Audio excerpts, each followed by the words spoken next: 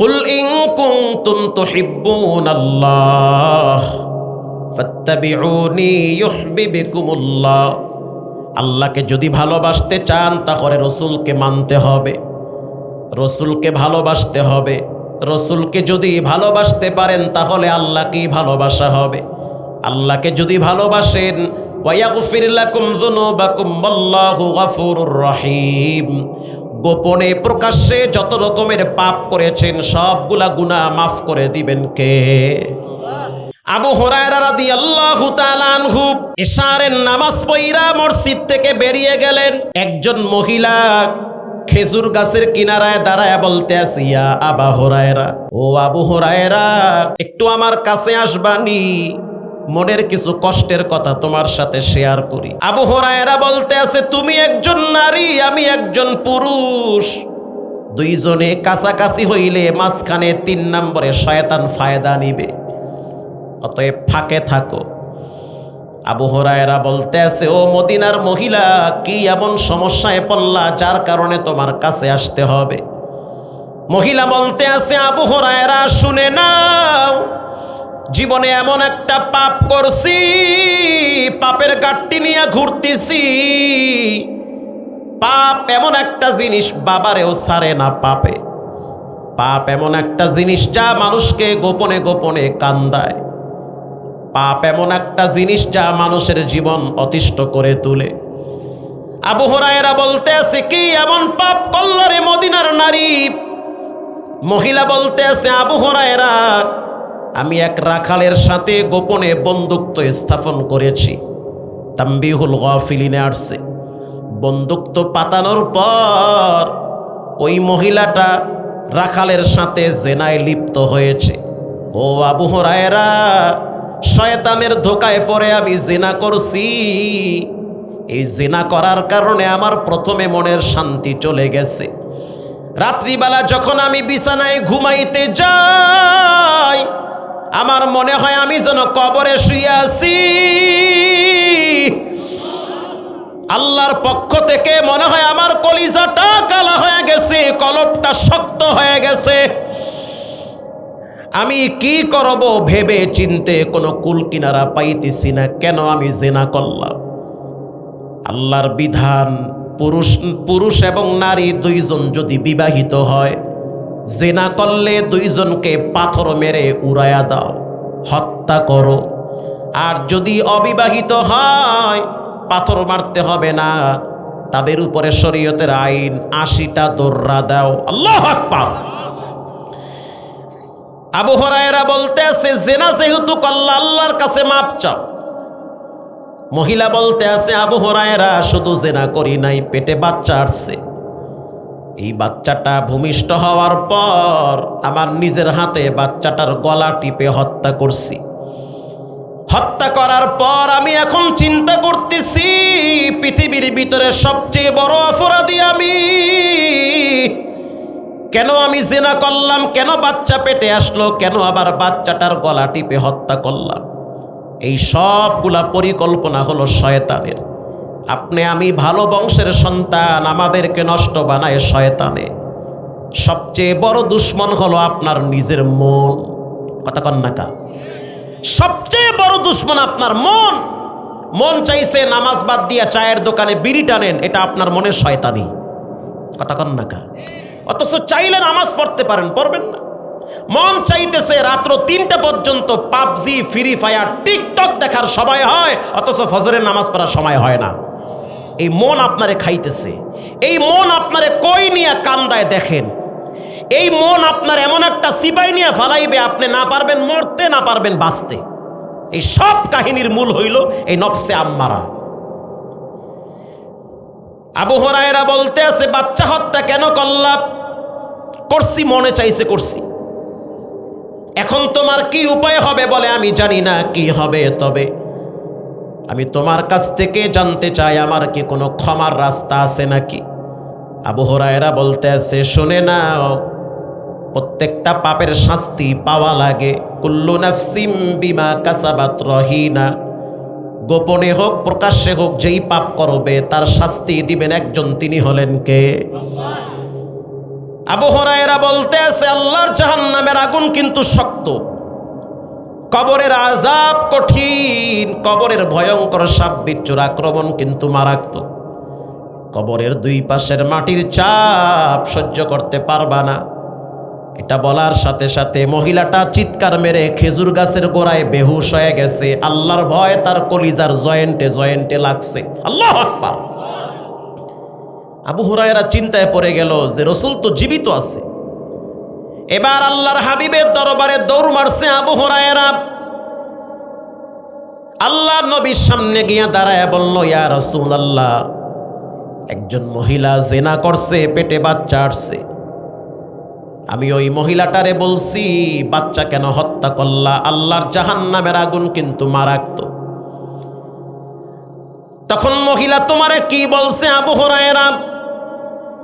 মহিলা শেষ সময় একটা কথা বলেছিল, সেটা আমি ভুলে গিয়েছি। মহিলা বলছে, আমি আল্লাহ এবং তার রাসূলকে সবচেয়ে বেশি ভালোবাসি, কিন্তু আমার নফসের তাড়নায় আমি খারাপ কাজে জড়ায় পড়ছি। আমি একজন ইমানদার নারী, ইমান আনছি, আল্লাহরেও মানি, নবীরেও মানি, কিন্তু শয়তানের ধোকায় আমি পাপ করছি। আল্লাহর রাসূল বলল, আবু হুরায়রা, মহিলাটারে জানায়া দাও, স্পষ্টভাবে জানায়া দাও, আল্লাহর পক্ষ থেকে চূড়ান্ত সিদ্ধান্ত হয়ে গেছে, ইল্লা মান তাবা ওয়া আমানা ওয়া আমিলা আমালান সালিহা ফাউলাইকা ইউবাদদিলুল্লাহু সাইয়্যাতিহিম হাসানাত।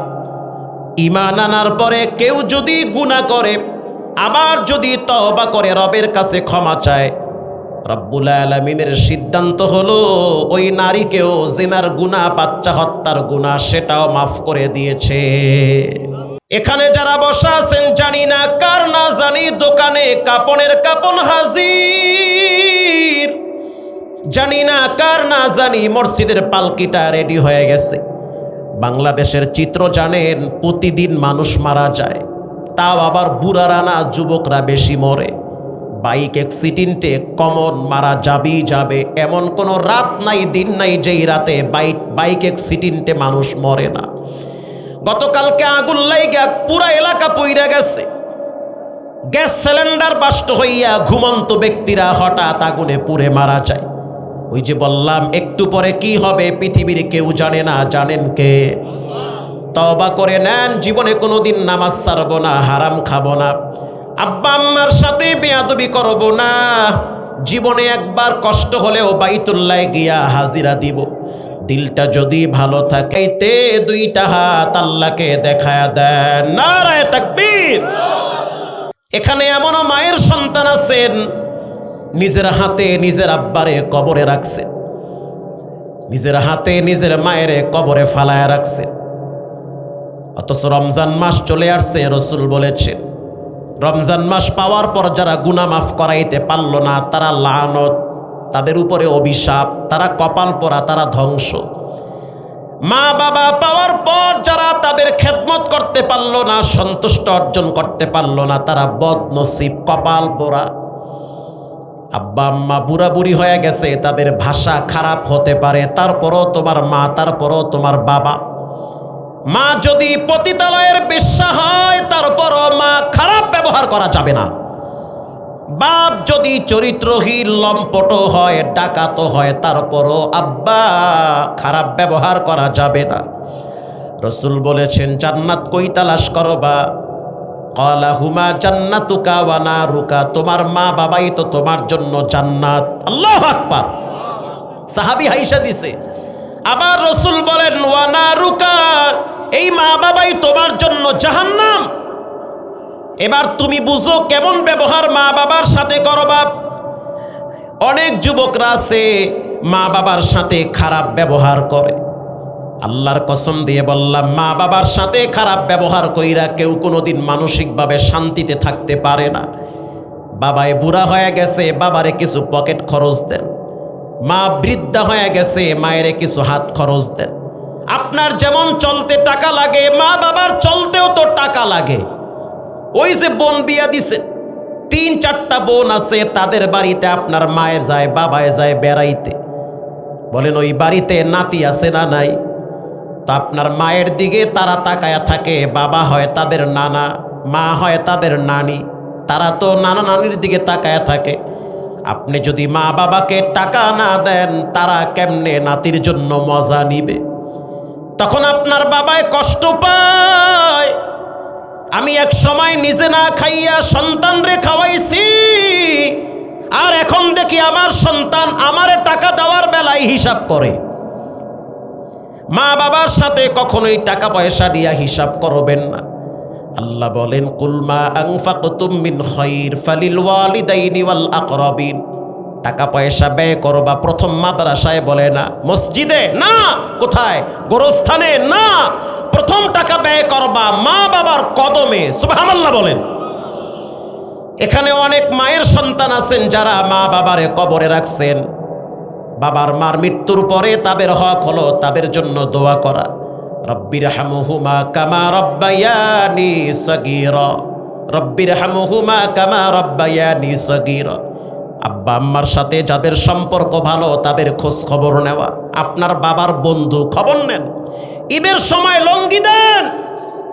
আপনার মায়ের বান্ধবী খবর নেন, গোপনে গিয়া তারে হাদিয়া দেন। রসুল বলেছেন, মায়ের সাথে যাদের সম্পর্ক তাদের খবর নাও। কয়জনে খবর নেয়? বাবার সাথে যাদের সম্পর্ক ভালো তাদের খবর নেন। ওদিন এক মসজিদে নামাজ পড়লাম, সিরাজগঞ্জ সলঙ্গা আছেন একটা থানা, সলঙ্গা কই গ্রামে বয়ানে গেলাম। বিশ্বাস করেন আমার চোখের সামনে দেখা। মসজিদের ইমাম সাহেবের জন্য সভাপতি সাহেব ঢাকার থেকে এক গাঁটটি হাদিয়া নিয়ে আসছে। লঙ্গি, জামা, জোতা, পাগড়ি, টুপি, বোঝাই প্রায় 25-30 হাজার টাকার এখানে হাদিয়া গিফট। এবার সভাপতি আমারে বলতেছে, হুজুর আমার আব্বার সাথে ইমাম সাহেবের সাথে একটু ভালো সম্পর্ক ছিল, এ কারণে বাপ তো নাই, কারে হাদিয়া দেব? যেহেতু বাবার সাথে তার সম্পর্ক ভালো, রসুল বলছে তার খবর নাও, তার খবর নিলেই বাবায় কবরে শান্তি পায়। এজন্য তার খবর নেই, আব্বায় তো নাই, আব্বার ঘেরান তার কাছ থেকে নেই। কোরআনের একটা আইন যদি সংসদে প্রতিষ্ঠিত থাকে, পার্লামেন্টে যদি পাশ হয় যে কোরআনের সব আইন পাশ করা যাবে না, করলে আমাদের ঝামেলা আছে, বড় বড় ড্রাম খাওয়া যাবে না, দেশের টাকা পাচার করা যাবে না, ঠিক আছে, তো একটা আইন পাশ করেন, সেটা হলো আস-সারিকু ওয়াস-সারিকাতু ফাকতাউ আইদিয়াহুমা। চোর নারী হোক চাই পুরুষ হোক, চুরি করলে তার হাত কাটা যাবে। এই আইন যদি সংসদে পাশ হয়, দুই একটা চোরকে যদি প্রকাশ্যে বাইতুল মোকাররমের সামনে যদি হাত কেটে দেওয়া হয়, এটা যদি সমস্ত টিভিতে প্রচার করা হয়, জাতীয় সব পত্রিকার হেডলাইনে যদি আসে, বিশ্বাস করেন নওগাঁর সমস্ত ব্যবসায়ীরা দোকানের শাটার খুলে ঘরে গিয়ে ঘুমিয়ে থাকবে, কারো সাহস নাই তার দোকানে হাত দেওয়া। ওয়াজে আইলে তো সবই ঠিক, ওয়াজ শেষ হওয়ার পরে যাওয়ার সময় কয় সেই বয়ান, টুপি খোল, বিড়ি আর একটা ধরা। কথা ঠিক না বে ঠিক? এটাও বলে ঠিক, আসলেই তো ঠিক। ভাইয়েরা আমার, আপনারা কি রাগ করতেছেন? রাগ একটু করা ভালো, একটু ফাঁকে ফাঁকে রাগ হওয়া ভালো। রাগ বেশি উঠলে কি করবেন জানেন? গিয়া উজু করে আইবেন, উজু করলে রাগ কমে, এটা হাদিসের কথা। উজু করার পরেও যদি রাগ না কমে, একটু গোসল করে আইবেন, দেখবেন কমে যাইবে রাগ। গোসল করার পরেও যদি রাগ না কমে, হযরত ওমর বলছে ঠান্ডা মাটিতে শুইয়া পড়ো, রাগ ঠান্ডা হয়ে যাইবে।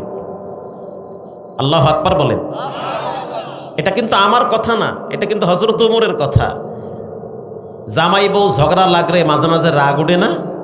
তা রাগ উঠার পরে আপনি তো ব্রেক ফেল করবেন, চুপচাপ ঘর থেকে বেরিয়ে যান। বেশি রাগ উঠলে 2-1 দিন দূর থেকে গিয়ে বেড়াই আসেন, একটু দূরত্ব বজায় রাখলে মানসিক যন্ত্রণা কমে আসবে। একটু উজু করেন, 2 রাকাত নামাজ পড়া মসজিদের কোনায় বৈশা চোখ বন্ধ করে ভাবেন যে আপনি মারা গেলে সবাই ঠিক মতোই চলবে, তাদের কিছুই হবে না, আপনার হিসাব আপনাকে দেওয়া লাগবে। বাস, রাগ ঠান্ডা হয়ে যাবে।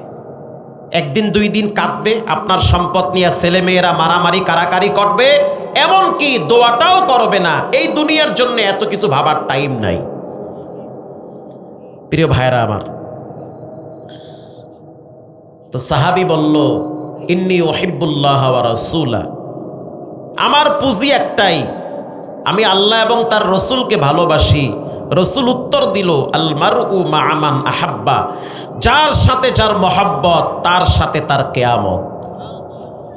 এখন বেনামাজি, সুদখোর, হারামখোর, খারাইয়া মোতা পাটি এগো পিছনে যদি মার্কানিয়া ফাল পারেন তো কেয়ামতটা হবে এদের সাথে। ঠিক বাইতে গিয়ে কইেন, ঠিক না বে ঠিক? এটা কইলো ঠিক না কইলো ঠিক? এমন একজন নেতাকে সামনে রাখবেন যার চরিত্র সামনে পেশ করলে জনগণের দিল ঠান্ডা হয়ে যায়, যিনি 5 ওয়াক্ত সালাত আদায় করে।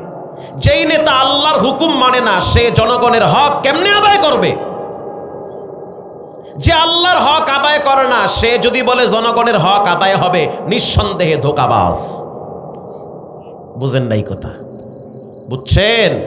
হ্যাঁ বুঝছেন। যে আল্লাহর হক বুঝে না, সে কি জনগণের হক বুঝবে? আসতে বলবেন না, জোরে বলেন। বুঝবে? এমন একজন নেতাকে সাপোর্ট করবেন, সমর্থন করবেন, ভালোবাসবেন, যে রব চিনে, রসুল চিনে, সে জনগণকেও চিনবে। ইন্নাল্লাহা ইনদাহু ইলমুস সাআহ ওয়া ইউনাজ্জিলুল গায়স। 5টা জিনিসের জ্ঞান পৃথিবীর কারো কাছে নাই, একজনের কাছে আছে। তিনি হলেন কে? 1 নম্বরে কিয়ামত কবে হবে, 2 নম্বরে বৃষ্টি কবে হবে। নওগাঁর আকাশ মেঘাচ্ছন্ন, সবাই বলে বৃষ্টি আসতেছে, অথচ 1 সপ্তাহেও বৃষ্টির খবর থাকে না। বৃষ্টি হয় গিয়া রাজশাহীতে, চাপাইতে, বৃষ্টি হয় বগুড়াতে, আবার রোদের ভিতরে হঠাৎ বৃষ্টি বর্ষণ করান কে? আল্লাহ পাক বলে, এটা আমি ছাড়া পৃথিবীর কেউ পারে না। ওয়া ইয়ালামু মা ফিল আরহাম,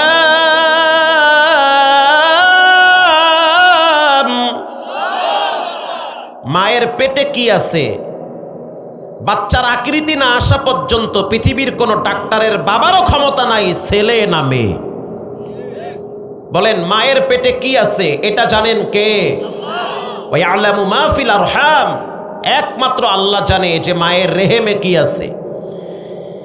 এজন্য মায়ের উচিত যখন সে গর্ভবতী হবে, যখন সে প্রেগনেন্ট হবে, যখন সে সন্তান সম্ভব্য হবে, তার উচিত যেই মালিক তাকে সন্তান দিয়েছে সেই মালিকের সাথে সম্পর্ক ভালো রাখা। কথা কন না কা? সেই মালিকের সাথে চমৎকার একটা সম্পর্ক রাখা, ঘরের কোনায় যায় নামাজ বিছাইয়া অধিকাংশ সময় যায় নামাজে কাটানো। মা তার বাচ্চা পেটে নিয়ে বসে বসে কোরআন তেলাওয়াত করবে, মা তার বাচ্চা পেটে নিয়ে জিব্বা লড়ায়া লড়ায়া দুরূদ শরীফ পড়বে, মা তার বাচ্চা পেটে নিয়ে রাসূলুল্লাহর জীবনী পড়বে। বর্তমান স্বাস্থ্যবিদরা বলে, বিজ্ঞানীরা বলে, মায়ের আচরণ যেমন হয় এটার প্রভাব পেটের বাচ্চার উপরে পড়ে।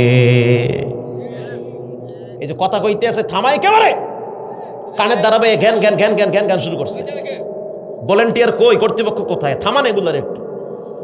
কষ্ট হয় আপনাদের? নারায়ে তাকবীর।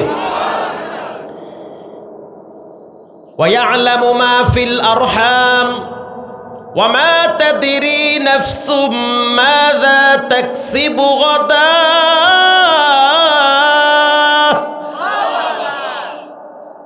কালকে কি হবে? কালকে আপনি মাটির উপরে থাকবেন না মাটির নিচে যাবেন, এটা কেউ জানে? আল্লাহ বলে কেউ জানে না। ঢাকার থেকে কয়েকদিন আগে বগুড়ায় গেছে বউ আনার জন্য, আসতে পারে নাই, তার আগে লাশ প্যাকেট হয়ে কবরে গেছে। গত বছর আপনারা দেখছেন বরিশালে বরযাত্রী রওনা হয়েছে বউ আনার জন্য, ব্রিজ ভেঙ্গে ডাইরেক্ট পানির তলে প্রাইভেট চলে গেল, যারা ছিল সবাই মারা গেল। কালকে কি হবে পৃথিবীর কেউ জানে না, জানেন একজন, তিনি। সাবধান, প্রস্তুতি গ্রহণ করেন, কালকে কি হবে এটা কেউ জানে না।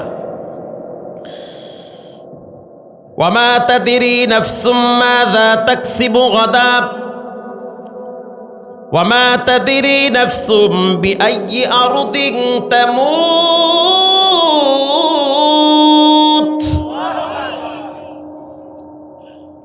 ইন্নাল্লাহা আলিমুন খাবীর। কার কখন কোথায় মৃত্যু হবে, দেশে হবে না দেশের বাহিরে হবে। আমাদের একজন বন্ধু মানুষ চমৎকার লেখে, কলামিস্ট, রাসূলুল্লাহর আদর্শ সে সবচেয়ে বেশি লিখত। গত সপ্তাহে উমরার সফরে গেছে, মসজিদে নববীর বারান্দায় শুয়ে আছে, ওই শোয়া অবস্থায় তার মৃত্যু হয়ে গেছে। কপাল কি, তার লাশ বাংলাদেশে আনা হয় নাই, জান্নাতুল বাকিতে দাফন হয়েছে। এমন জায়গায় দাফন করলো ডানে বামে সাহাবীদের কবর। রাসূল বলেছেন, তোমাদের মৃত্যুর উপরে ভালো মানুষের কবরের পাশে যেন তোমাদেরকে শোয়ানো হয়। যখন কোনো ব্যক্তিকে পাখা দিয়া বাতাস করা হয়, যার দেহে বাতাস করে শুধু তার দেহে লাগে না, ডানে বামে যারা থাকে তাদেরও দেহে লাগে। ঠিক না বে ঠিক? ঠিক আল্লাহওয়ালা, নেককার, পরেজগার, দিনদার, তাদের কবরে যখন রব্বুল আলামিন রহমতের বাতাস দিবে, ডানে বামে কম আমলওয়ালা ব্যক্তিরাও এটার কিছু অনুভব করতে পারবে, এটার কিছু ফল ভোগ করবে। তাহলে আমি যেটা আপনাদেরকে বুঝাইলাম, কি হবে কালকে, এটা পৃথিবীর কেউ জানে না। কালকে আপনার চিন্তা থাকবে একটা, হতে পারে আর একটা। এজন্য আগামীকালের হিসাব পরে আজকে থেকেই প্রস্তুতি নিতে হবে। কালকে হয় সকাল, না হয় পরকাল হতে পারে। আল্লাহ তাআলা আমাদের সকলকে সচেতন, আল্লাহর দ্বীন প্রেমিক হওয়ার তৌফিক দান করেন। মুখ খুলে বলেন আমিন। আমি আপনাদের সামনে সূরা কাউসার তেলাওয়াত করেছি। এমন একজন ব্যক্তি সম্পর্কে আলোচনা করব, যার সম্পর্কে রব্বুল আলামিন নিজে বলেছেন পৃথিবীর ভিতরে সবচেয়ে উত্তম চরিত্রওয়ালা ব্যক্তি। ওয়া ইন্নাকা লাআলা খুলুকিন আযীম।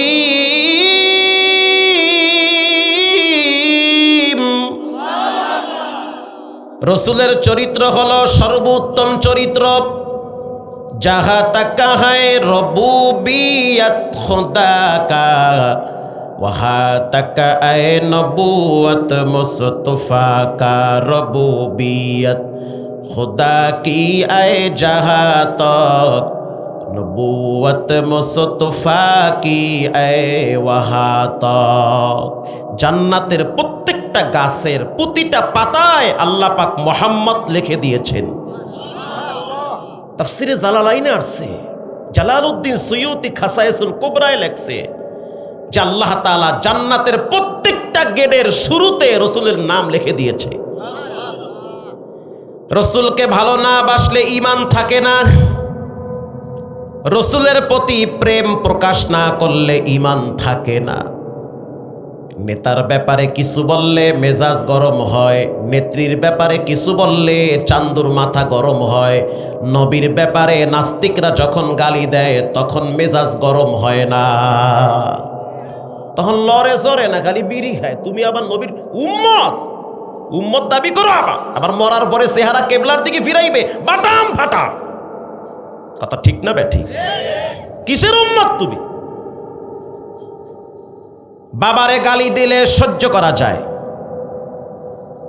মাকে গালি দিলেও সহ্য করব, কিন্তু রাসূলকে গালি দিলে এক সেকেন্ডের জন্য সহ্য হবে না। চার মাযহাবের সমস্ত ইমামরা একমত, রাসূলকে যদি কেউ গালি দেয়, ব্যঙ্গ করে, রাসূলের কোনো বিষয় নিয়ে কেউ যদি টিটকারি করে, তাহলে তার শাস্তি হবে মৃত্যুদণ্ড। প্রকাশ্যে ফাঁসির কাস্টে ঝুলিয়ে দাও। প্রশ্ন হতে পারে, সে যদি ক্ষমা চায়, ক্ষমা চাইলেও শরীয়তের আইন ঠান্ডা হবে না, ক্ষমা চাইলেও তাকে ফাঁসির কাস্টে দাঁড় করাতে হবে। সব কিছু ক্ষমা হয়, রাসূলকে গালি দিলে শরীয়তে ইসলামে কোনো ক্ষমা নাই। কথা আসতে বলবেন না জোরে বলেন? কেন? অতীতে কত মানুষের কত বাপেরে গালি দেওয়ার পরে আদালত থেকে তারে ক্ষমা করে দিছে। তো নবীর ব্যাপারে ক্ষমা চাইলেই ক্ষমা। আপনার নেত্রীকে যদি কেউ গালি দেয়, পুলিশ কি চুপচাপ বয়া থাকবে? আপনার হ্যান্ডকাপ লাগাইয়া জেলখানায় নিয়ে যাইবে। এখন আদালতে দাঁড়ায় যদি বলেন হামাক ক্ষমা করে দেন, ক্ষমা হবে? তবে আগে বাটাম ফাটা দাও, পর ক্ষমা পরে। ঠিক না বে ঠিক? 11 বছর জেল খাটো, তারপরে ক্ষমা। তো বাপ দাদার ব্যাপারে কথা বললে যদি ক্ষমা না হয়, রসুলের ব্যাপারে বাজে কথা বললে কোনো ক্ষমা নাই, মৃত্যুদণ্ড দিতে হবে। এটা একজন ইমানদারের স্লোগান। পৃথিবীর ভিতরে সবচেয়ে শ্রেষ্ঠ আদর্শওয়ালা ব্যক্তির নাম হলো মুহাম্মাদুর রাসূলুল্লাহ সাল্লাল্লাহু আলাইহি ওয়াসাল্লাম। তার সুপারিশ ব্যতীত কোনো মানুষ জান্নাতে যেতে পারবে না। কোরআনুল কারীমে রব্বুল আলামিন একটি সূরা নাজিল করেছে তার শান মান বর্ণনা করার জন্য। সেই সূরাটার নাম হলো সূরা কাউসার। এই সূরাটাকে বলা হয় শানে রসুল। আল্লাহর নবীর শান মান বর্ণনা করার জন্য আল্লাহ তাআলা সূরাটা নাজিল করেছেন। আরেকটি সূরার নাম হলো সূরা ইখলাস। এই সূরাটা রব্বুল আলামিন তার নিজের পরিচয় দিয়া দুনিয়ায় পাঠাইছে। আল্লাহু আকবার। কেউ যদি জিহ্বা লড়াইয়া সূরা ইখলাস একবার পাঠ করে, আল্লাহর রাসূল বলেন তার আমলনামায় 10 পারা কোরআনের সওয়াব জমা হয়ে যায়। কেউ যদি 3 বার জিহ্বা লড়াইয়া পড়ে কুল হুয়াল্লাহু আহাদ আল্লাহুস সামাদ লাম ইয়ালিদ ওয়া লাম ইউলাদ ওয়া লাম ইয়াকুল লাহু কুফুয়ান আহাদ, রাসূল বলেছেন তার আমলনামায় 1 খতম কোরআনের সওয়াব জমা হয়ে যাবে। আপনি আশ্চর্য হয়ে যাবেন, ছোট ছুরা কিন্তু ফজিলত অনেক বেশি। মুআবিয়া ইবনে মুআবিয়ার জানাজায় 50,000 ফেরেশতারা অংশগ্রহণ করেছে। পৃথিবীর সব তাফসিরে লেখা আছে। যে কোনো তাফসিরে হাত দিবেন, সূরা ইখলাস খুলেন, ব্যাখ্যায় দেখেন মুআবিয়া ইবনে মুআবিয়ার জানাজায় 50,000 ফেরেশতারা অংশগ্রহণ করেছে। কারণটা কি? একটাই কারণ ছিল, তিনি প্রতিদিন ঘুমাবার আগে সূরা ইখলাস তেলাওয়াত করত।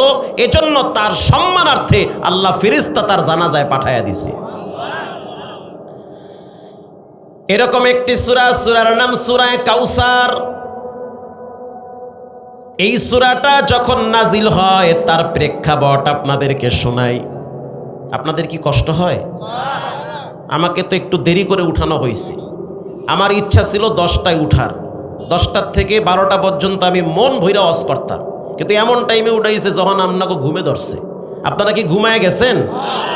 কে কে ঘুমাইছেন 2 হাত তুলে আল্লাহকে দেখান। মাশাআল্লাহ, ঘুমায় গেছেন নাকি? ওইটা উশারাই হেলাইছে। এই যে ঘুমায় না, এটাই তার প্রমাণ। কিন্তু উঠা বসা করা যাবে না। এহিন্দে ওহিন্দে উঠা বসা করলে বুঝমু যে হুজুর আপনি তাড়াতাড়ি ছাইরা দেন, আমরা যাইগা। ধৈর্যের সহিত থাকবেন তো কিছু সময় থাকেন। আল্লাহ আপনাদেরকে শেষ পর্যন্ত থাকার তৌফিক দান করেন।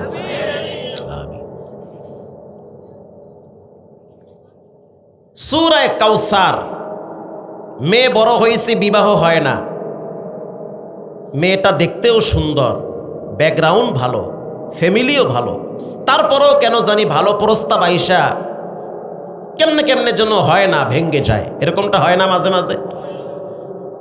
আল্লামা জালালউদ্দিন সৈয়দী লেখেন, কেউ যদি, কোনো মেয়ে যদি ঘুমাবার আগে পবিত্র বিছানায় শুইয়া 100 বার সূরা কাউসার পড়ে, আল্লাহ তাআলা তার চেয়ে উপযুক্ত পাত্র মিলাইয়া দিবে। মানে সে যে পর্যায়ে, তার চেয়ে ভালো মানের পাত্র আল্লাহ তার জন্য সেটিং করে দিবে কাউসারের বরকতে। সূরা কাউসারের এত ফজিলত। এই সূরা যখন নাজিল হয়, নাজিল হওয়ার আগ মুহূর্তে রাসূলুল্লাহকে তার আপনজনরা অনেক রকমের বাজে কথা বলতো। যেমন রাসূলুল্লাহর কন্যা সন্তান জীবিত থাকতো, পুত্র সন্তান দুনিয়ার থেকে বিদায় হয়ে যেত। আল্লাহর নবীর 4টা পুত্র সন্তান ছিল। একজনের নাম কাসেম, তাহের, তৈয়ব, ইব্রাহিম। দুনিয়াতে আসে আবার দুনিয়ার থেকে বিদায় হয়ে যায়। মেয়েদেরকে আল্লাহ দুনিয়ায় রাখে, ছেলেদেরকে আল্লাহ কবরে পাঠায়া দেয়। এলাকার কিছু বেঈমানরা বলে মুহাম্মাদের মৃত্যুর পরে কেউ তার বংশ বিস্তার করতে পারবে না, তার নাম নেওয়ার মতো কেউ থাকবে না, কারণ তার সন্তান নাই, পুত্র সন্তান কবরে চলে যায়। আল্লাহ বলেন ওয়ারাফা'না লাকা যিকরাক, পৃথিবীর মানুষ যদি নবীর সম্মান খাটো করতে চায়, আল্লাহ বলেন আমি আমার নবীর সম্মান বাড়ায়া দিছি। যেখানে আল্লাহর নাম সেখানে নবীর নাম। পৃথিবীর ভিতরে নবীর প্রশংসা যেই পরিমাণ করা হয়, এর অর্ধেক প্রশংসা পৃথিবীর কোন নেতার ব্যাপারে করা হয় না। আজানের ভিতরে আল্লাহর নামের সাথে নবীর নাম আছে না নাই? আশহাদু আন্না মুহাম্মাদার রাসূলুল্লাহ,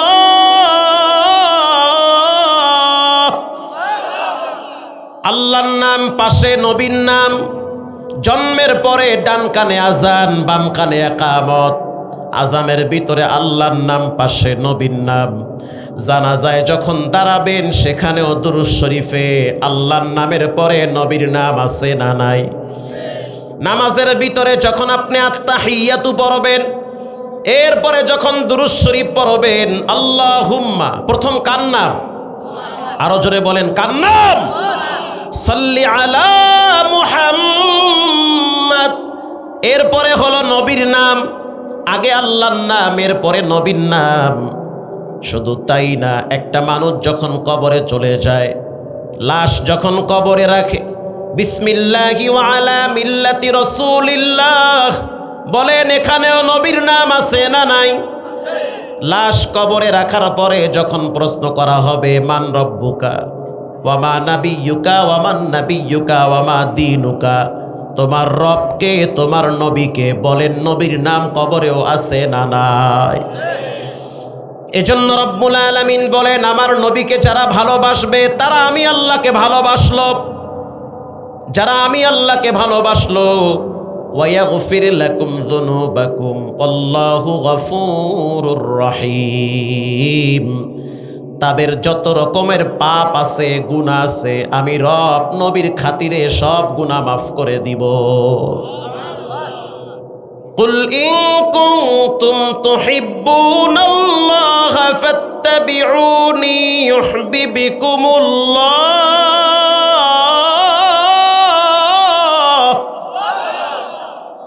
রাসূল আপনি জানায়া দেন পৃথিবীর মানুষগুলাকে আমি আল্লাহকে ভালোবাসতে চাই কি চায় না? যদি বলেন চায়, তাহলে বলেন তারা যেন আপনি রাসূলকে ভালোবাসে। কেমন ভালোবাসা? জুমার দিন মিষ্টি নিয়ে মসজিদে মারামারি করা, মিলাদে, এই ভালোবাসা। ঢাকা শহরে দেখছি জুমার দিন যদি মসজিদে মিষ্টি আহে, মাশাআল্লাহ সুন্নত পড়ে, এরপরে 2-4 রাকাত নফলও পড়ে। আবার যেই জুমায় মসজিদে তবারক নাই, সালাম ফিরাইয়া আর একজনে জোতা নিয়ে দৌড় মারে। কথা কন না কা? আসলেই ঠিক মনে হয়, এই ঠিকঠাকের দিকেও মনে হয় আছে। কেরানীগঞ্জের ঘটনা, শিয়াইল নাম বইলা দিছি, জাগ্গা সবাই শুনুক, অসুবিধা নাই, সবাই শুনবে কালকে। শিয়াইল মহল্লার ভিতরে আসরের নামাজের পরে ছোট্ট একটা দোয়ার অনুষ্ঠানে মসজিদের ভিতরে তবারক দিতেছে, তাও আবার কম দামের জেলাফি, রং মাইরা লাল বানায় লাইছে। ঢাকার জেলাফি বোঝেন নাই? বরকতি জেলাফি, বুড়িগঙ্গার পানি দিয়া জেলাফি মিশায়। সেই জেলাফি নিয়া মোটামুটি এক পর্যায়ে ঝগড়া হয়েছে কয়েকবার। তো সর্বশেষ একজন বৃদ্ধ মানুষ, খুব বেশি বয়স না, ধরেন 60-65 হবে, মসজিদে ঢুইকা কইতে আছে মোর জেলাফি কই? মুই নামাজ পাই নাই তো হইছে কি, মোর জেলাফিটা থাকবে না? এই একটা কাম করতে পারলি, মোরে থুইয়া তোরা কেমনে খাইলি? কথা কি বোঝেন? এটি বরিশাল্য কথা। মোর বাগেরটা কই সোনা চান, তোমার বাগেরটা কই? তুমি আগে আও নাই কে? তোমার আইতে দেরি হয়েছে, গাই নেই দে, আমার দাদে তোর বাগেরটাই মোরে দিয়ে দে। এক কথায় দুই কথায় যে জেলাফি দিতে আছে হে করছে কি, একটা ঘুষি মারছে হেনে, বেশি জোরে না আসতেই মারছে, আমি জোরে মানে নেই। পুলিশের কয় কি স্যার মুই আসতে মারছি। এদের মধ্যে যে আজরাইল বয়ে রয়েছে কি মুই জানি, আসতে মারছে। কথা আছে না, জমে টানলে যা হয়, আসতে মারছে বাস।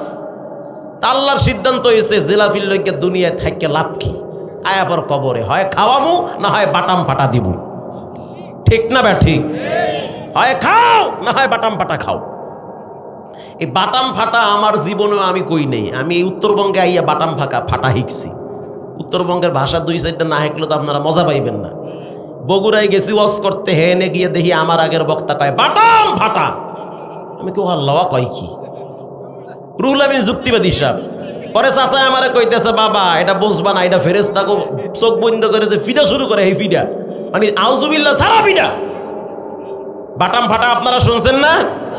যাক, এটা খারাপ না ভালো। এই কথা আমি জুমার দিন মসজিদে কই, মুসল্লি খুব খুশি, ঠিকই কইছেন, উল্টা পাল্টা করবা বাটাম ফাটা খাবা। আল্লাহ তাআলা আপনাদেরকে হেদায়াত দান করুন, আল্লাহ আমাকেও মাফ করুক, আমিন বলেন। রসুলের মর্যাদা সবচেয়ে বেশি। যে রসুলকে চিনল না সে পৃথিবীর কিছুই চিনল না। যে রসুলকে চিনা ছাড়া কবরে গেল তার মতো হতবাগা কপাল পরা আর কেউ নাই। আল্লাহর নবীকে সাহাবায়ে কেরাম জীবনের চেয়ে বেশি ভালোবাসত। শুধু তাই না, পাহাড় পর্যন্ত রসুলকে ভালোবাসত। আল্লাহর হাবিব উহুদ পাহাড়কে খুব ভালোবাসত। উহুদের প্রান্তে যেই যুদ্ধ হয়েছিল, এই যুদ্ধ থেকেই রাসূলুল্লাহর সাথে উহুদ পাহাড়ের একটা গভীর সম্পর্ক। ঘটনাক্রমে নবী করিম সাল্লাল্লাহু আলাইহি ওয়াসাল্লাম তিনি একবার খায়বারে যাওয়ার কথা ছিল উহুদের পাশ দিয়া, কিন্তু উহুদের পাশ দিয়া রসুল যায় নাই, অন্য একটা পাহাড়ের পাশ দিয়া রসুল চলে গেল। রসুল যে উহুদের পাশ দিয়া যায় নাই, এজন্য উহুদ কান্না শুরু করেছে। আল্লাহু আকবার।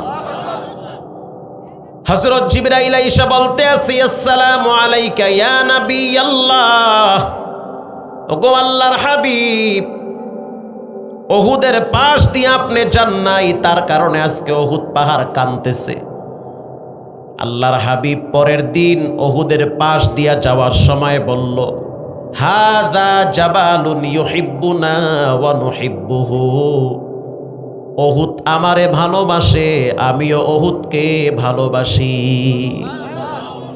আল্লাহ বলে, নবী আপনি জানায়া দেন, কিয়ামতের দিন আমি রব জান্নাতের ভিতরে উহুদ পাহাড়টাকে সেটিং করে দিব।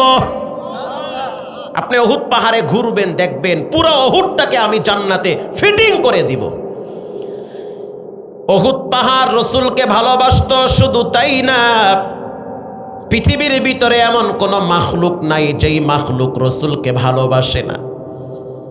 আল্লাহর নবীর শান মান নিয়ে বয়ান করার কোনো যোগ্যতা পৃথিবীর কোনো আলেমের নাই। রসুলুল্লাহর মর্যাদা এত বেশি, পৃথিবীর সমস্ত রাইটাররা যদি রসুলুল্লাহর মর্যাদার সম্মান নিয়ে লিখতে থাকে, লিখতে লিখতে কলম শেষ হয়ে যাবে, কালি শেষ হয়ে যাবে, পাতা শেষ হয়ে যাবে, তারপরেও রসুলুল্লাহর মর্যাদা লেখা শেষ হবে না। শেষ হবে? হবে না। কোরআনের ভিন্ন এক আয়াতে আল্লাহ বলেন,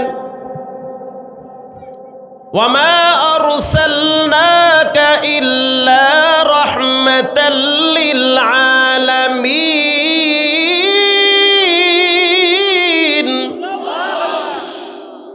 আল্লাহ পাক হলেন রব, তার রসুল হলেন রহমত। আল্লাহ হলেন রব, তার নবী হলেন রহমত। আল্লাহর পাওয়ার যত বিশাল, রসুলুল্লাহর রহমত তত বিশাল। আল্লাহর নবী বাচ্চাদের জন্য রহমত, বাচ্চাদের জন্য রসুল কি রহমত। রসুল বলেছেন, মাল্লাম ইয়ারহাম সগীরানা ওয়ালাম ইউআক্কির কাবীরানা ফালাইসা মিন্না। কেউ যদি বাচ্চাদেরকে স্নেহ না করে, আবার বলি, কেউ যদি ছোটদেরকে স্নেহ না করে, ভালো না বাসে, বড়দেরকে যদি সম্মান না করে, সে আমার উম্মত হতে পারে না। ঠিক না বেঠিক? বাচ্চারা মসজিদে গেলে ধমক দিবেন না, রাগ করবেন না, যেই বাচ্চা মসজিদে গিয়া মুইটা দেয় এমন বাচ্চা মসজিদে নিবেন না। লেদা পোলা মসজিদে নিয়ে বেটকায়া হওয়ায় রাখে, মুইটা আজ্ঞা এক জায়গায় করে সাফ করবে কিনা। একটু বড় হইলে যে বুঝে 4 বছর 5 বছর 6 বছর, বাবার দায়িত্ব সন্তানকে মসজিদ চিনানো, বাবার দায়িত্ব সন্তানকে কেবলা চিনানো, বাবার দায়িত্ব সন্তানকে টুপি চিনানো, বাবার দায়িত্ব সন্তানকে দাড়ি চিনানো, বাবার দায়িত্ব সন্তানকে জায়নামাজ চিনানো, এটা আব্বার দায়িত্ব। বাবার দায়িত্ব সন্তানকে রব চিনাবে, বাবার দায়িত্ব সন্তানকে রসুল চিনাবে। যেই বাপ তার সন্তানকে কেবলা চিনায় না, পশ্চিম চিনায় না, শুক্রবার চিনায় না, তারাবি চিনায় না, সেহেরি চিনায় না, ইফতারি চিনায় না, এগুলা হলো ইসলামের সৌন্দর্য।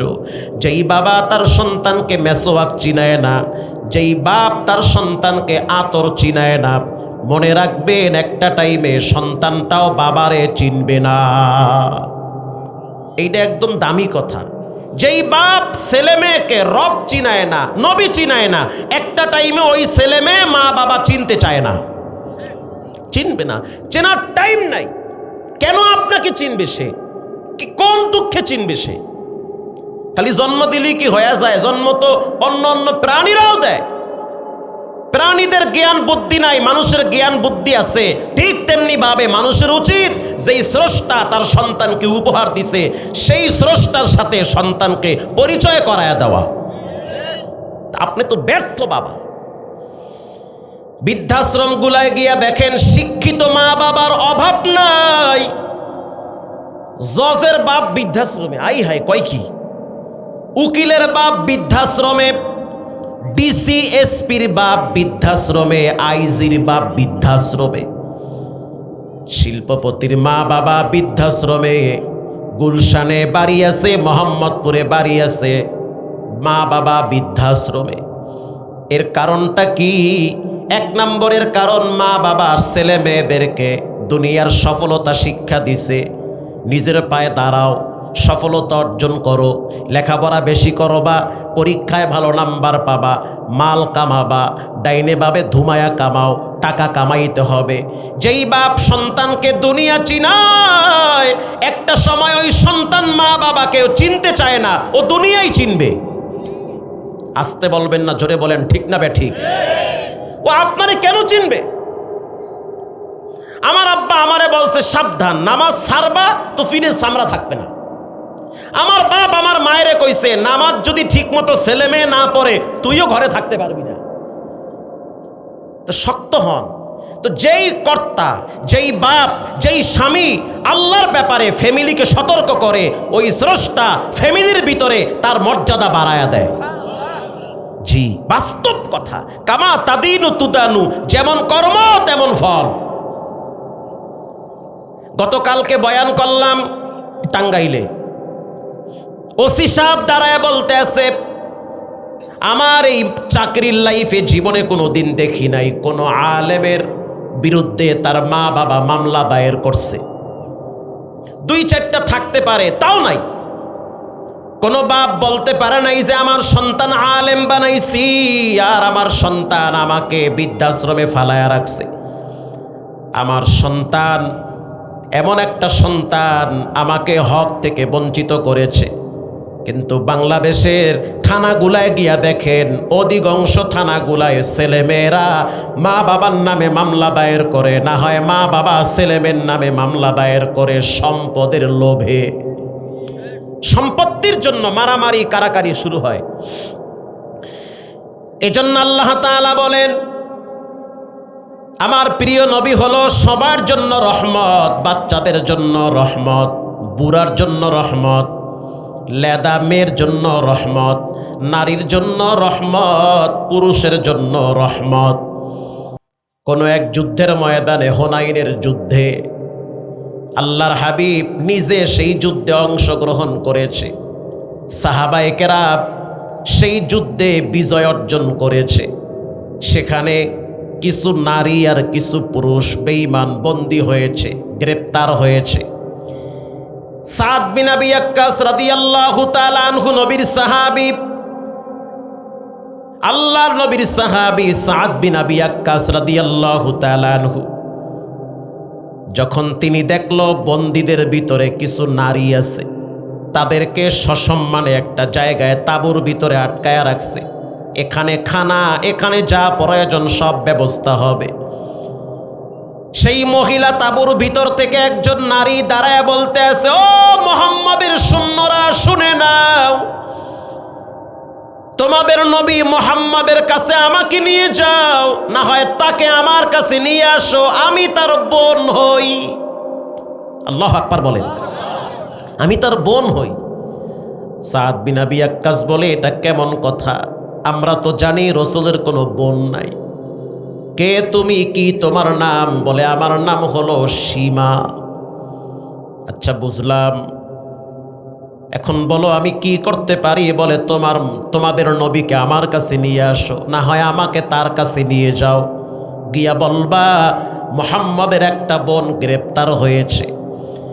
সাদ বিন আবি ওয়াক্কাসের কলিজার ভিতরে কামড় মারছে, আল্লাহর হাবিবের দরবারে দৌড় মারছে, গিয়া বলল, ইয়া নবী আল্লাহ, বন্দীদের ভিতরে একজন মহিলা বলতেছে সে নাকি আপনার বোন হয়। রাসূল বলল, তাকে আমার কাছে নিয়ে আসো।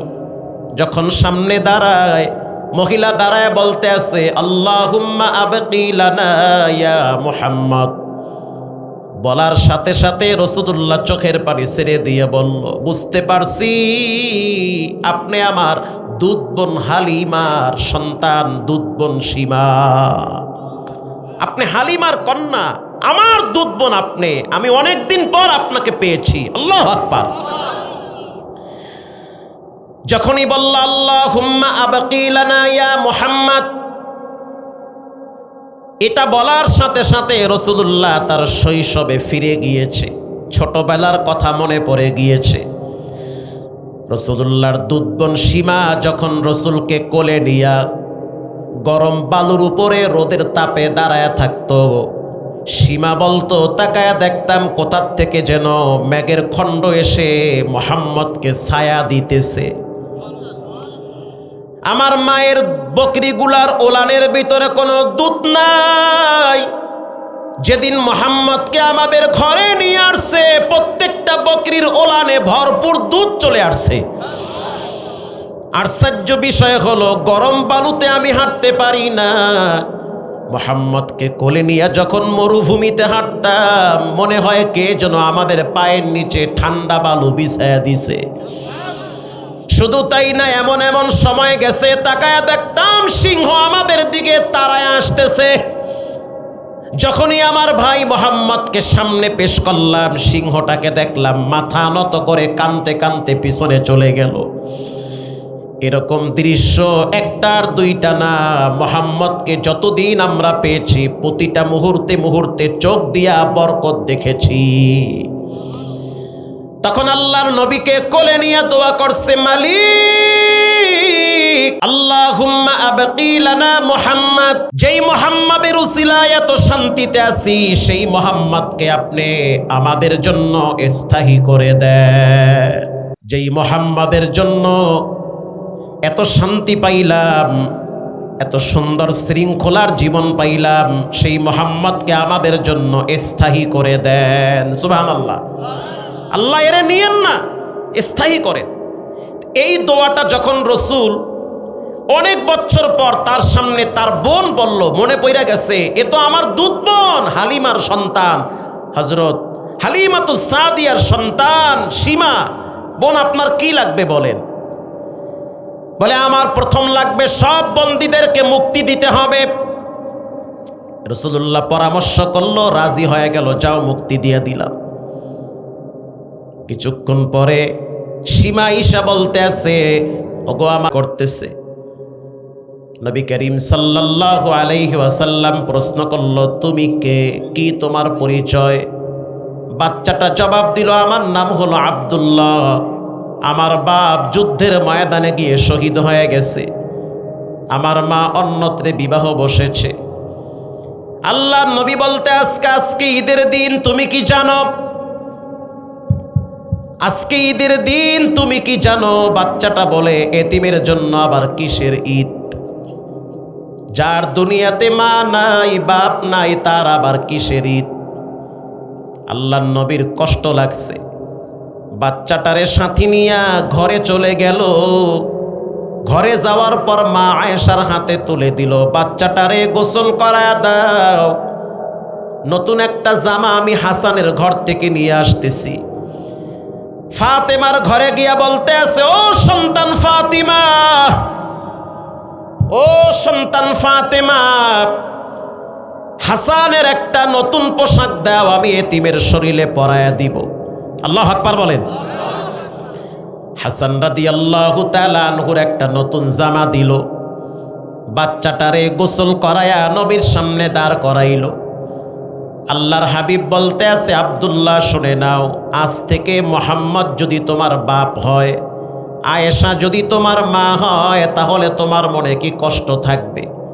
বাচ্চাটা হেসে দিয়ে বলল, পৃথিবীর শ্রেষ্ঠ বাপ আর শ্রেষ্ঠ মা পেয়েছি। আল্লাহর হাবিব এই এতিমরে বলতে আছে, তোমার আজকে পায়ে হাইটা ঈদগাহে যাওয়া লাগবে না, তুমি আমার ঘাড়ের উপরে উঠো। এবার এই বাচ্চাটারে রাসূল নিজে ঘাড়ের উপরে উঠাইল।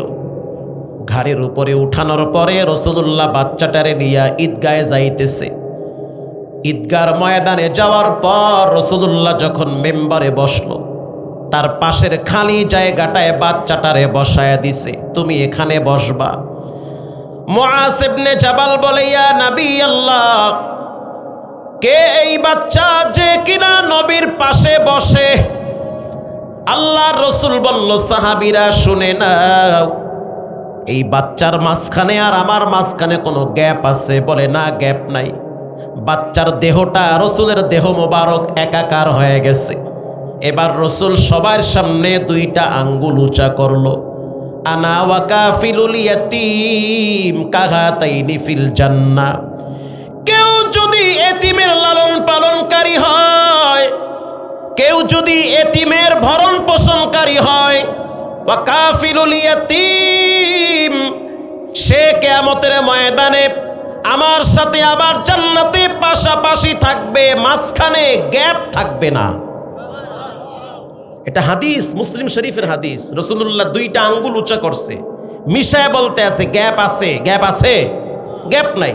কেউ যদি এতিমের লালন পালন করে কারী হয়, তাহলে কিয়ামতের দিন ওই এতিমের লালন পালনকারী আর রাসূল এক জান্নাতে থাকবে, মাঝখানে কোনো গ্যাপ বা পার্টিশন থাকবে না। এরপরে আল্লাহর রাসূল বলেন, ইন্নাল্লাযীনা ইয়াকুলুনা আমওয়ালাল ইয়াতামা যুলমান ইন্নামা ইয়াকুলুনা ফী বুতুনিহিম নার।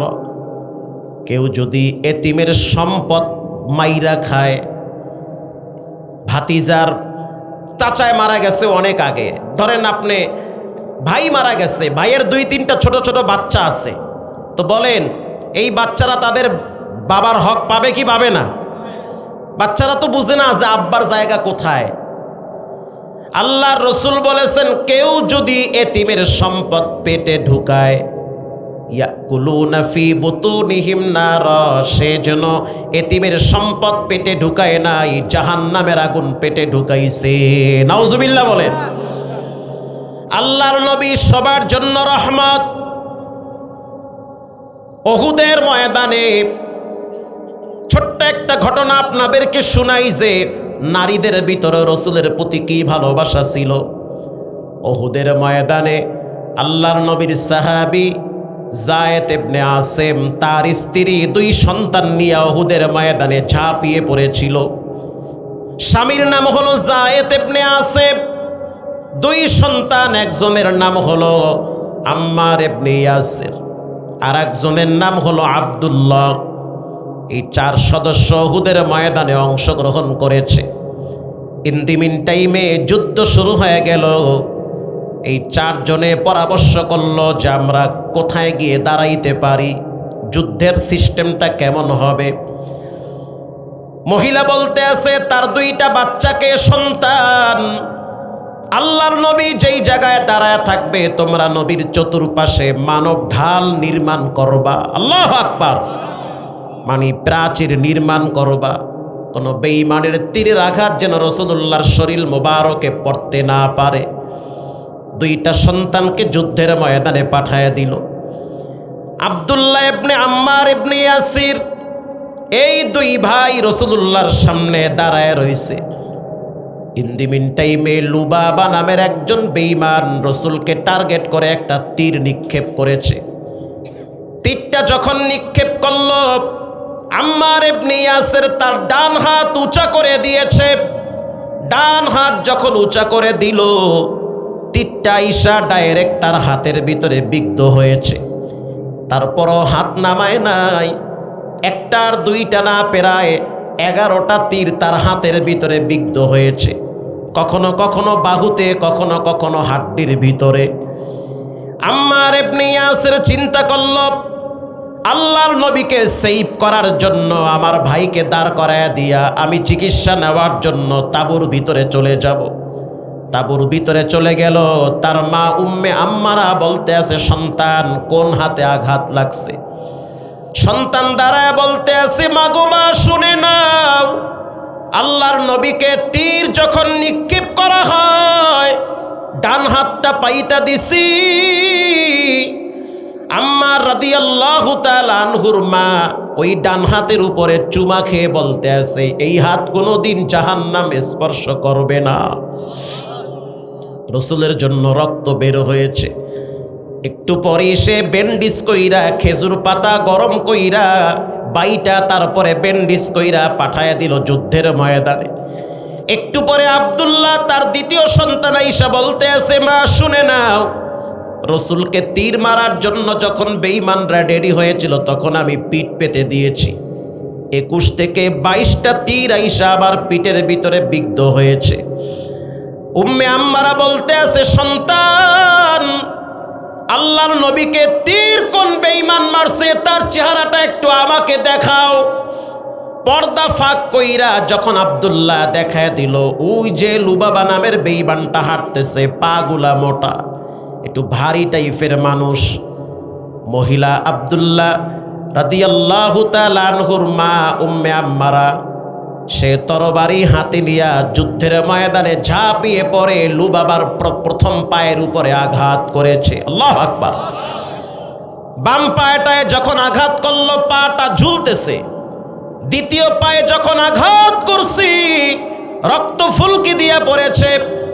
আল্লাহর হাবিব যখন ডান দিক দিয়া তাকায় দেখলো যে একজন মহিলা নবীর প্রেমে পাগল হয়ে যুদ্ধের ময়দানে ঝাঁপিয়ে পড়েছে, আল্লাহর রসুল তার জন্য দোয়া করল, আল্লাহুম্মা জাআলহুম রুফাকাই ফিল জান্নাহ। রব্বুল আলামিন কিয়ামতের দিন, যেদিন বাপ সন্তানকে চিনবে না, সন্তান বাবাকে চিনবে না, চিনলেও পরিচয় দিবে না, ওই দিন এই মহিলা এবং তার 2টা সন্তান এবং তার স্বামী, পুরা ফ্যামিলিটাকে আমি নবীর সাথে একই জান্নাতে থাকার সুযোগ করে দাও। উম্মে আম্মারা বলে, পৃথিবীর মানুষ, আমি গর্ববোধ করে বলতেছি, আল্লাহর হাবিবের দোয়া কোনোদিন মিস হতে পারে না।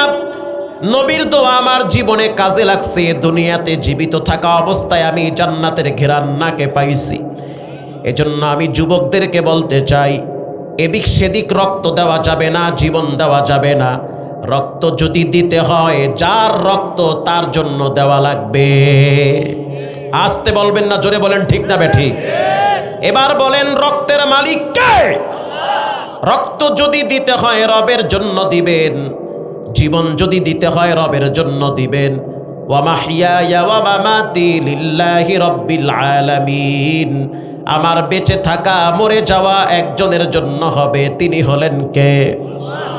এজন্য নবীর সুন্নাহগুলা যারা মেনে চলবে তাদের জীবনে ক্ষমার ঘোষণা দিয়েছেন কে? আজকে অনেকের ঘরে দস্তারখানা নাই, অথচ রসুল বলেছেন, কেউ যদি শেষ জবানায় একটা সুন্নতকে জিন্দা রাখে 100 গলা কাটা শহীদের সওয়াব পাবে। শুধু তাই না, রসুলের সুন্নাহকে যারা মেনে চলবে তারা রসুলকেই মেনে চলল। যারা সুন্নাহ মানে না তারা রসুলকে মানে না। মুখে মুখে বাবারে ভালোবাসি, বাবায় অসুস্থ, চিকিৎসা করি না, বাবার টাকার দরকার, টাকা দেই না। এটার নাম বাবার প্রতি ভালোবাসা না, এটার নাম হলো ধোঁকাবাজি। কথা কন না কা? আব্বা অসুস্থ, আপনার কাজ আব্বা আব্বা ডাহা না ডাক্তার আনা, কি করবেন? এখন পাশে বয়ে যদি কার আব্বা আব্বা কি হয়েছে আপনার, আপনার হাত পা সাইডটা দিই হবে, রাখেন আব্বা আব্বা। আপনি হসপিটালে যান, ডাক্তার নিয়ে আসেন, বাবাকে অ্যাম্বুলেন্সে করে ঢাকায় নিয়ে যান, নওগাঁয় নিয়ে যান, চিকিৎসা করলেই বাবার হক আদায় হবে। ঠিক তেমনি ভাবে রসুলকে মুখে মুখে ভালোবাসি বললে হবে না, রসুলের প্রত্যেকটা সুন্নাহ এ জমিনে বাস্তবায়ন করতে হবে। আবার মিষ্টি সুন্নত পালন করলেই হবে না, কিছু তিতা সুন্নত আছে। রসুলের অন্যতম একটি সুন্নত হলো যেখানে বাতিল মাথাচাড়া দিয়ে উঠবে সেখানে হক কথা বলতে হবে, এটাও সুন্নাহ। রসুলের অন্যতম একটি সুন্নত আছে, কখনো কখনো পাগড়ি মাজায় বেঁধে প্রয়োজনে দেশ রক্ষার্থে, ঈমান রক্ষার্থে আবার ময়দানে ঝাঁপিয়ে পড়তে হবে, এটাও রাসূলুল্লাহর সুন্নাহ। রব্বানা যালামনা আনফুসানা ওয়া ইল্লাম তাগফির লানা ওয়া তারহামনা লানাকুনান্না মিনাল খাসিরিন। রব্বানা আতিনা ফিদ দুনিয়া হাসানাতাও ওয়া ফিল আখিরাতি হাসানা ওয়া কিনা আযাবান নার ওয়া কিনা আযাবাল কবর ওয়া কিনা আযাবাল মিজান ওয়া কিনা আযাবাল পুলসিরাত ওয়া কিনা আযাবা জাহান্নাম। রব্বুল আলামিন, সারা জীবনের গুনার বস্তা মাথায় নিয়ে হাত তুলছি। জীবনে অনেক অপরাধ করছি, রাতেও গুনাহ করছি, দিনেও গুনাহ করেছি। আয় আল্লাহ, আমাদের অপরাধের খবর পৃথিবীর কেউ জানে না, আপনি জানেন কি পরিমাণ পাপ করেছি রে আল্লাহ। আমরা তো মানুষ, আমাদের হায়াত আস্তে আস্তে শেষ হয়ে যাচ্ছে, আমরা আস্তে আস্তে কবর পথের যাত্রী হইতেছি। এই হাতে কত মানুষের লাশ কবরে রাখছি, এই হাতে কত মানুষের জন্য নিজের হাতে কবর খনন করছি। চিন্তা করে দেখলাম, যেই লোকটা প্রশস্ত বিছানায় ঘুমাইতো, দামি খাটে ঘুমাইতো, হঠাৎ মারা গেলে দামি পোশাক খুইলা সাদা কম দামি কাপড় পরায়া ছোট্ট কবরে শোয়ায় রাখে। এমন একটা জায়গায় রাখে, ডানেও মাটি বামেও মাটি, উপরে বাঁশের চালা, এরপরে মাটি। চোখ বন্ধ করে চিন্তা করে দেখো সেই ঘরটা কত ভয়ঙ্কর হবে। রসুল বলেছেন, উম্মত, আল কবরু রাউযাতুম মিন রিয়াজিল জান্নাহ আও হুফরাতুম মিন হুফারিন নার। কবর কারো জন্য জান্নাতের বাগান, কবর কারো জন্য জাহান্নামের গর্ত। কবরের আযাব থেকে আমাদেরকে বাঁচান, কবরের তীব্র শাস্তি থেকে আমাদেরকে বাঁচান। রাসূল বলেছেন, কেউ যদি গুনার ময়লা নিয়ে কবরে যায়, ওই কবরের দুই পাশের মাটি এমন জোরে চাপ মারবে, চাপের কারণে হাড্ডি ভেঙ্গে চুরমার হয়ে যাবে। রব্বুল আলামিন, প্রতিদিন বেলা উঠে বেলা ডুবে, এমন একটা দিন আসবে আমার হায়াতের বেলা ডুবে যাবে। এমন একটা দিন আসবে, মসজিদ থেকে এলান হবে, মাওলানার লাশ গ্রামে আসতেছে, দাফন হবে, জানাজা হবে। এমন একটা দিন আসবে, জানাজা পড়ানোর জন্য মানুষ দাঁড়ায়া থাকবে। এমন একটা দিন আসবে, ঘর থেকে লাশ বের করে তক্তার উপরে শোয়াইয়া গোসলের পানি দেহের উপরে লাগাইবে। এ যুবক, নাকে তুলা দিয়া রাখবে, কোনো নাক টানতে পারবা না, কানের ভিতরে তুলা দিয়া রাখবে, পুরা দেহটা শক্ত হয়ে পড়ে থাকবে। সাদা কাপড়ের নতুন দেশের যাত্রী বানায়া দিবে রে যুবক। কত যুবকের লাশ দেখলে তোমার অন্তরে আল্লাহর ভয় জমা হবে, কত যুবকের কাফন দাফন দেখলে তোমার অন্তরে নামাজের মহব্বত আসবে। রব্বুল আলামিন তাকায়া দেখেন কত দাড়ি পাকনা বাবার বয়সী মানুষ হাত তুলছে, তাকায়া দেখেন কত হাজি সাপরা ভিক্ষুকের মতো হাত তুলছে। যারা তোমার নবীর রওজার পাশে দাঁড়াইয়াও কানছি, মিনা মুজদালেফায় গিয়া চিৎকার মাইরা মাইরা কানছি, হজরে আসওয়াদকে বুকের সাথে জড়ায় ধইরা চুমা দিয়া কানছি, যারা খালি সাবের নিচে কাবার চত্বরে লাব্বাইকের আওয়াজ দিয়েছে আর কানসে আর বলছে রব্বানা আতিনা ফিদ দুনিয়া হাসানা ওয়া ফিল আখিরাতি হাসানা ওয়া কিনা আযাবান নার। রব্বুল আলামিন এই মুহূর্তে দুইজন মানুষের কথা মনে পড়েছে। একজন হলো জনম দুঃখিনী মা, আর একজন হলো জনম দুঃখা বাবা। আল্লাহ তাকায় দেখেন এই মজমায় কার মা কবরে চলে গেছে, ঘরে গিয়া দেখবে মায়ের বিছানাটা খালি, আব্বার বিছানাটা খালি পড়ে আছে। ও যুবক, তুমি কার জন্য দুনিয়ার মুখ দেখলা, তারে তো ভুইলা গেলা। কোন মায়ের সন্তান তুমি? চিন্তা করে দেখো কতদিন তুমি তোমার মায়ের পেটে ছিলা। যখন তুমি তোমার মায়ের পেটে ছিলা, পা দিয়া লাথি মারছো, হাত দিয়া ঘুষা মারছো, তোমার মা গোপনে কাঁদছে। তুমি মাথা দিয়া আঘাত করছো, তোমার মা রক্তাক্ত হয়ে গেছে। তোমার মা রাত্রিবেলা যায় নামাজ বিছাইয়া কাঁদছে আর বলছে, মালিক যত কষ্ট আমি মাকে দাও, বাচ্চাটারে দিও না।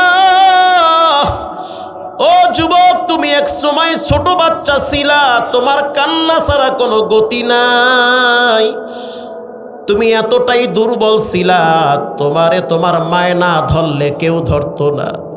তুমি এতটাই দুর্বল ছিলা, তুমি নিজের হাতে খাবার খাইতে পারতা না। রাত জেগে জেগে যেই মহিলাটা পাখা দিয়া বাতাস করত,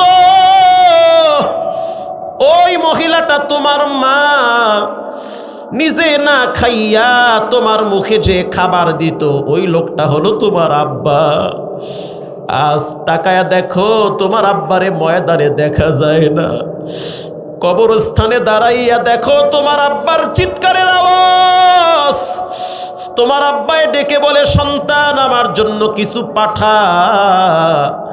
দয়ার মালিক আল্লাহ, যাদের আব্বা আম্মা কবরে গেছে, কবরটা জান্নাতের বাগান বানায় দেন আল্লাহ। আল্লাহ রমজান মাস চলে আসছে, আব্বা আম্মারে শাস্তি দিয়েন না রে আল্লাহ। মেহেরবানি করে মা বাবার কবরটা জান্নাতের বাগান বানায় দেন। রব্বুল আলামিন এই মাহফিলকে কবুল করে নেন। যুব সমাজ, এলাকাবাসী কে কোন দল করে জানার দরকার নাই, সবাই আমরা মুসলমান। আল্লাহ, আমরা মারামারি চাই না, কাটাকাটি চাই না, চাই মিল মহব্বত। ভুল বুঝাবুঝি দূর হোক, সবাই মিলেমিশে আপনার গোলাম হতে চাই। রব্বুল আলামিন এই মাদ্রাসার জায়গা যারা দিছে, তারা অনেকেই কবরে গেছে, আল্লাহ মাফ করে দেন। আল্লাহ তাদেরকে জান্নাতে উচ্চ স্থান দান করেন। বর্তমান যারা দায়িত্বশীল কমিটিতে আছে, সবাইকে বারবার হজ করার তৌফিক দান করেন। আল্লাহ, আমার কাছে অনেকে দোয়া চেয়েছে, হাসান ভাই তার আপনজনদের জন্য দোয়া চেয়েছে, সন্তান, বাবা, সবাইকে আল্লাহ মাফ করে দেন। আরো অনেক ভাইরা দোয়া চেয়েছে, সবার দোয়া আপনি কবুল করে নেন। সুবহানা রাব্বিকা রাব্বিল ইজ্জাতি আম্মা ইয়াসিফুন ওয়া সালামুন আলাল মুরসালিন ওয়ালহামদুলিল্লাহি রাব্বিল আলামিন। ওয়াজআল আখিরি কালামিনা বিহাক্কি কালিমায়ে তাইয়্যিবা লা ইলাহা ইল্লাল্লাহু মুহাম্মাদুর রাসূলুল্লাহ।